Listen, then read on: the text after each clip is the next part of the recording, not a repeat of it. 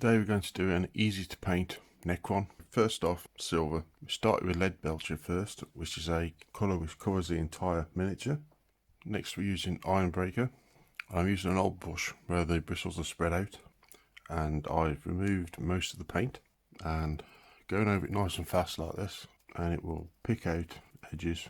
As you can see, it's a very fast process. Benefits of painting it like this is it will catch the edges. So the next colour is going to be Rune Fang.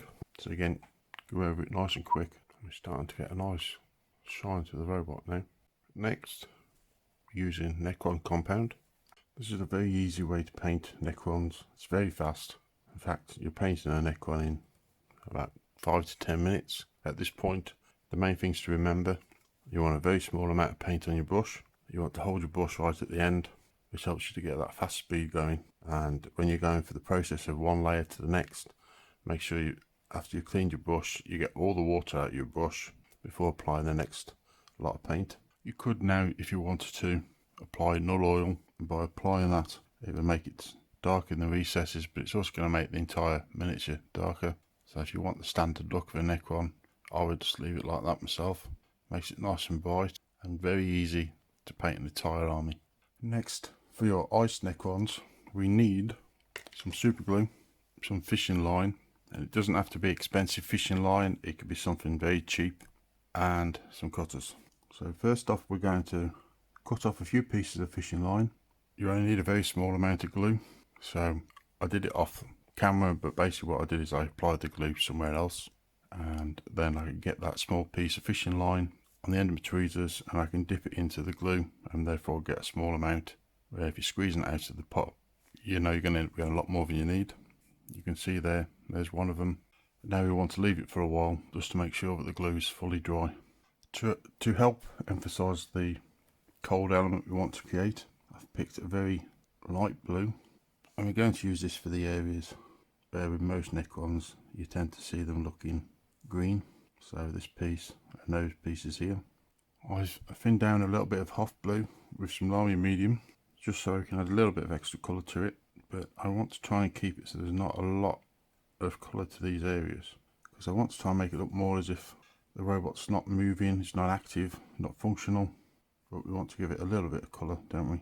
Next, for our miniature, we need this extra heavy gel gloss, and I would start off with the places where you've put the fishing line first.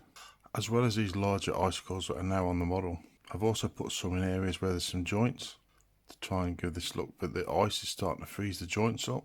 There's a bit on the shoulders as well.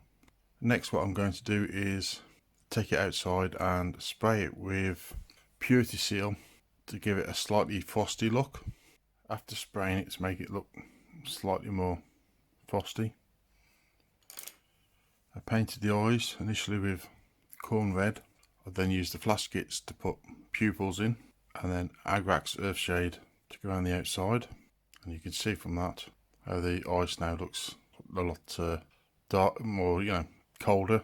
Next, for the base, I'm going to mix some sand, and this is very fine sand. This is like builder sand, and all you need to do really is apply some white paint into the sand. This is about the right consistency, and not quite slushy, but almost.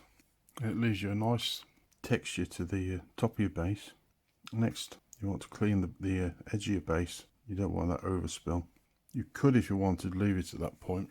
However, I want to go a little bit further, so I'm going to use some Snowflock. Now, because the paint's wet, we can apply the Snowflock straight on, but we obviously don't want any of this flock, which is going to be wet from the paint, to end up back in the tub.